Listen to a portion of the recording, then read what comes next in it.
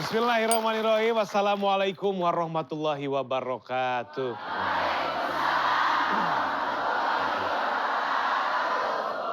Ibu-ibu sehat semua? Saya mau tanya, gimana seneng gak perasaannya ada di siraman kolbu? Alhamdulillah Bu ya. Saya sama Pak Ustadz Danu juga seneng ketemu sama ibu-ibu semua. Apalagi dibawain oleh-oleh makin seneng loh. Mudah-mudahan sehat selalu, kemudian selalu dalam berkah dan rahmatnya Allah Subhanahu wa Ta'ala. Titip salam untuk keluarga di rumah ya Bu ya. Bertemu lagi bersama saya Bobby Maulana dan juga Pak Ustadz Danu. Inilah dia Siraman Kolbu Hati.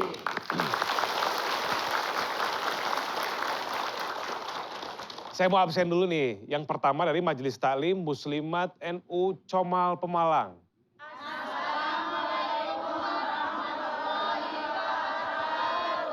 Waalaikumsalam warahmatullahi wabarakatuh. Selanjutnya dari Majelis Taklim As-Sofa Al-Marwa Bandung.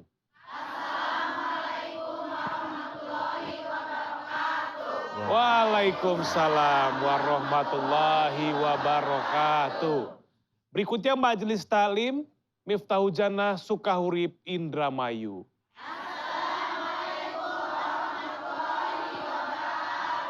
Waalaikumsalam warahmatullahi wabarakatuh.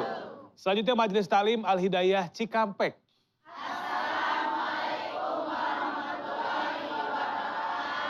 Waalaikumsalam warahmatullahi wabarakatuh.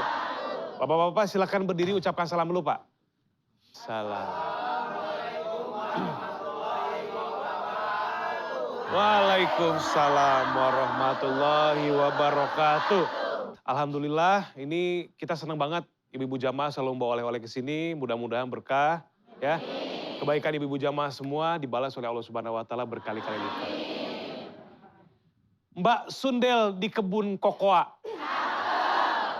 Lagi pacaran sama raksasa. Kepada Allah kita berdoa.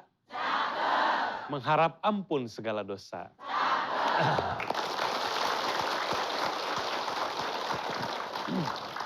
Tema kita pagi hari ini adalah dosa dan doa. Seperti apa tausiahnya? Langsung saja kita dengarkan dari Pak Ustadz Danu. Silahkan Pak Ustadz. Bismillahirrahmanirrahim. Assalamualaikum warahmatullahi wabarakatuh. Waalaikumsalam warahmatullahi wabarakatuh. Amin ya rabbal alamin. Tema kita dosa dan doa. Dua hal yang senantiasa kita kerjakan. Betul. Maunya kita tidak mau melakukan dosa ya Bu ya. Tapi apa daya kita masih manusia. Dosa itu pasti selalu ada. Pasti. Ya. Banyak yang kita lakukan dari dosa, kadang-kadang kita tidak sadar yang kita lakukan itu ada dosa. Ngomelin suami, itu rasanya kayaknya nggak dosa ya ngomelin suami itu. Ya betul nggak Bu? Tapi itu bisa menjadi dosa. Karena suami saya salah sih, jadi ya saya harus ngomel, kalau enggak, ya itu perkiraan. Tapi yang benar itu bukan ngomel atau marahnya, tetapi memberi nasihat, nah itu betul. Ya, kalau suaminya diberi nasihat tidak mampu, ya dinasihatin lagi. Kalau diberi nasihat lagi tidak mampu, ya dinasihatin lagi. Kalau tidak mampu lagi, nasihatin. Sampai kapan Ustadz? Sampai suami mampu. Kalau saya nggak betah, ya nggak apa-apa. Kalau nggak betah berarti ibu melakukan salah di hadapan Allah Ta'ala. Itu dosa. Nah, inilah yang sering kita lakukan sehari-hari. Tidak hanya cuma ngomel, banyak sekali. Pikiran kita itu selalu berpikir negatif tentang tetangga, tentang saudara suami kita, saudara istri kita, saudara kita sendiri, ya. Nah, di situ itu dosa itu senantiasa bergulir kita lakukan dan kita kadang-kadang nggak tahu kalau yang kita lakukan itu dosa.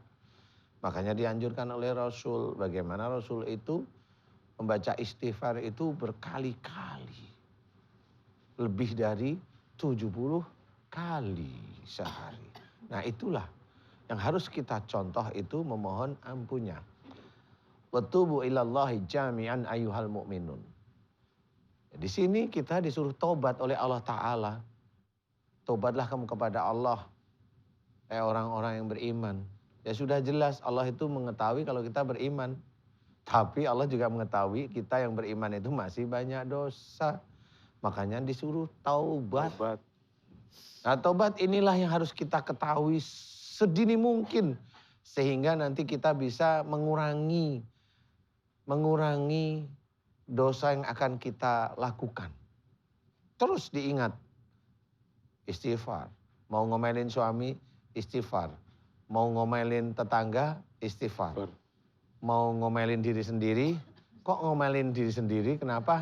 Habis lihat ibu-ibu kalau pagi-pagi lihat wajahnya berantakan itu kan ngomel. Aduh, nah itu istighfar aja. Astagfirullahaladzim, ya Allah engkau karunia aku wajah begini cantik, kok aku sia-siakan ya Allah. Ampuni aku ya Allah, rambutnya kemana-mana. Bisa aja Pak Ustadz. Itu istighfar itu sangatlah penting karena salah satu zikir yang disukai oleh Allah Ta'ala adalah mohon ampun. Astaghfirullahaladzim. Itu menyadarkan kita bahwa kita ini makhluk Allah yang masih banyak dosa. Tuh.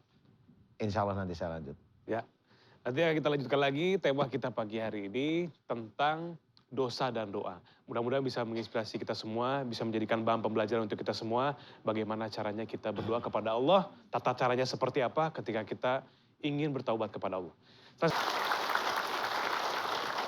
Kita kembali lagi di Siraman Kolbu, Sejukan Hati. Pak Ustadz, saya mau tanya nih. Terkadang ketika kita berdoa kepada Allah, tidak dalam tempo yang singkat, kesalahan dalam doa, seperti mungkin urutannya, atau mungkin dari keimanan kita sendiri, mungkin menurut Allah belum cukup untuk doa tersebut dikabulkan. Iya, sebenarnya doa itu, ya memang banyak teman-teman itu menceritakan tentang salah satu ayat, Ud'uni astajib lakum, ya, mintalah padaku Allah maksudnya ya. Ya. Nanti akan aku kabulkan, maksudnya Allah di sini menceritakan satu ayat ini, itu adalah nanti di akhirat. Di dunia belum tentu, karena di dunia harus dilihat banyak. Kalau di akhirat orang muslim, nanti kalau sudah masuk surga baru nanti di situ doa-doanya akan dikabulkan. Tapi pada waktu di dunia, kita harus tidak mengacu pada ayat itu, kita mengacu pada ayat wa yastajibul ladina amanu wa amilus solihat. Allah akan mengabulkan doa orang beriman serta mengerjakan amal soleh. Bagaimana iman seseorang? Seseorang iman kepada Allah bagaimana? Dites dulu. Iman kepada malaikat bagaimana? Bagaimana dengan Allah, dia dilihat oleh Allah Ta'ala tapi masih maksiat. Nah ini dilihat. Bagaimana ada malaikat di sebelah kiri kanannya, hafazah depan belakangnya, dia masih melakukan sesuatu hal yang tidak Allah ridhoi. Bagaimana dengan Rasul? Bagaimana dia senantiasa mengejek orang kalau orang berbuat baik? Paham ya? Berarti dia mengejek Rasul. Semuanya kitabullah. Bagaimana dia bisa dikabulkan? Ini baru iman loh ya. Iman kepada kitab Al-Quran. Nah, pada waktu dia itu diberi masukan tentang ayat Quran, dia menolak. Nah, ini sebenarnya salah satu hal jika doa-doa seorang itu dikabulkan atau belum atau tidak sama sekali sama Allah Ta'ala, memang tergantung iman dan amal soleh seseorang. Kalau itu berhubungan doa, saya mendoakan Mas Bobi, selain Allah itu nanti melihat saya, Allah melihat Mas Bobi juga.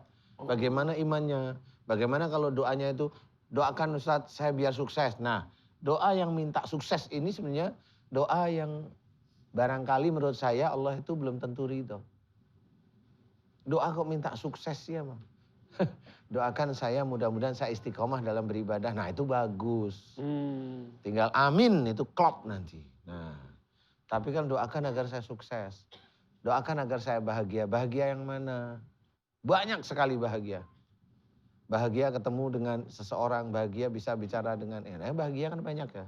Dan bahagia itu tidak berhenti. Kalau saya anggap bahagia itu sebenarnya tidak ada di dunia.